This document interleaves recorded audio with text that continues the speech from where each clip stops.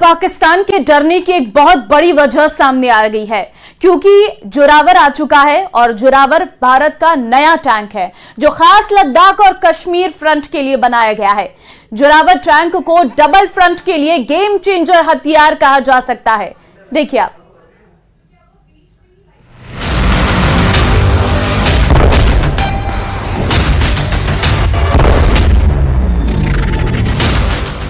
ये सिर्फ एक टैंक नहीं, ये चाइना किलर है। ये सिर्फ एक टैंक नहीं,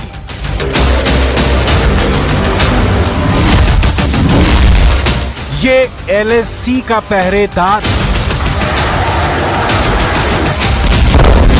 ये सिर्फ एक टैंक नहीं, हिमालय पर होने वाली हर चाइनीज साजिश का जवाब है।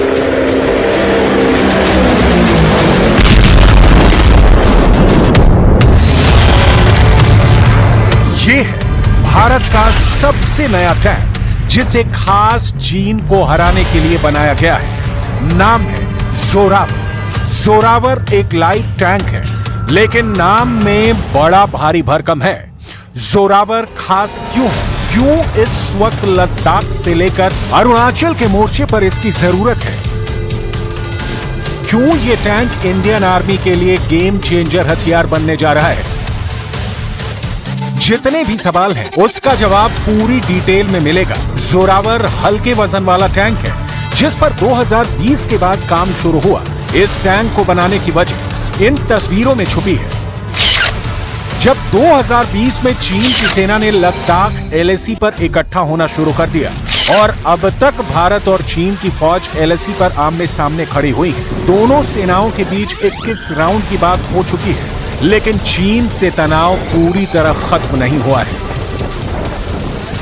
इसी चाइनीज खतरे से निपटने के लिए DRDO ने लार्सन एंड टूब्रो कंपनी के साथ मिलकर हल्के वजन वाला टैंक बनाया है, ताकि ये हिमालय रेंज के ऊंचे इलाकों में भी ऑपरेट कर सके। यही इसके डिजाइन और इसमें शामिल टेक्नोलॉजी के पीछे बुनियादी जरूरत है। हल्का होने की वजह से जोरावर टैंक T-90 और T-72 के मुकाबले ज्यादा फुर्तीला है। ये आराम से पहाड़ पर चढ़ सकता है और नदी को पार कर सकता है। जोरावर टैंक 25 टन का है। इसके मुकाबले में T-72 टैंक 46 टन का है, जबकि T-90 48 टन का है और अर्जुन टैंक 60 टन का बनाया गया है। यही वजह है कि जोरावर को खास लद्दाख जैसे हाई एल्टीट्यूड फ्रंट में ऑपरेट करने के लिए तैयार किया गया है। कम वजन होने की वजह से यह मुश्किल पहाड़ी इलाकों में आराम से दौड़ेगा। There are 3 different types of tanks. There are 3 categories depending on the weight. The heavy tanks, the medium tanks, and the light tanks. Each one has got its own role. One is for protection, one is for offense, and these light tanks play a mixed role for both.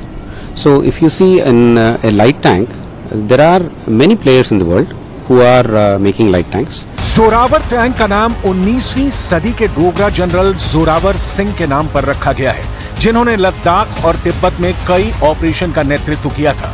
अभी इस tank का prototype तैयार किया गया है और अगले कुछ सालों तक इसके पहाड़ से लेकर रेगिस्तान और दलदली इलाकों में ट्रायल होंगे और उसी के बाद नई जरूरतों को ध्यान में रखते हुए जोरावर का उत्पादन शुरू होगा।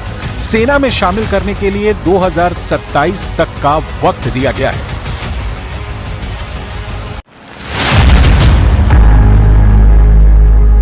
भारत की तोप ताकत को बढ़ाने में रूस ने जबरदस्त मदद की है।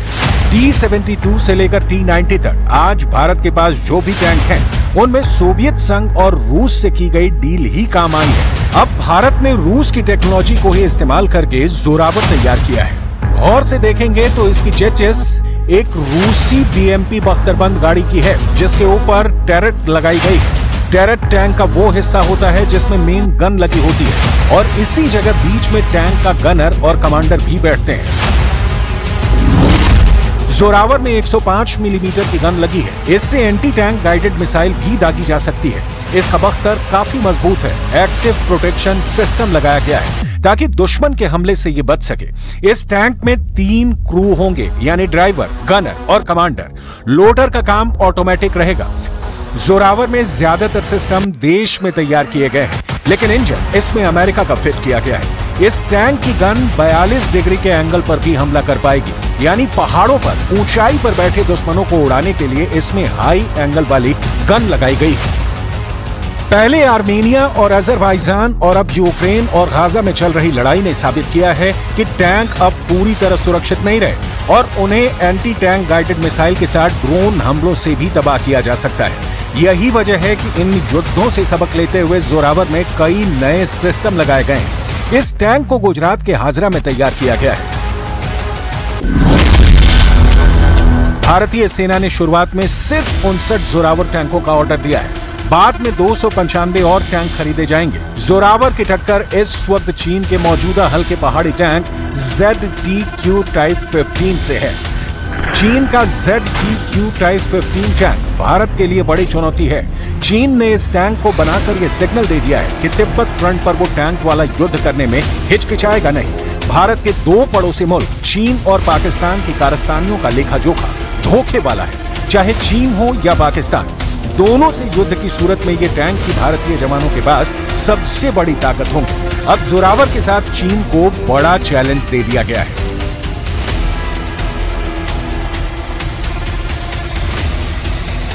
There are the Western tanks, the Russian tanks, Chinese tanks, the Chinese Type 15 tanks, which is right now being deployed.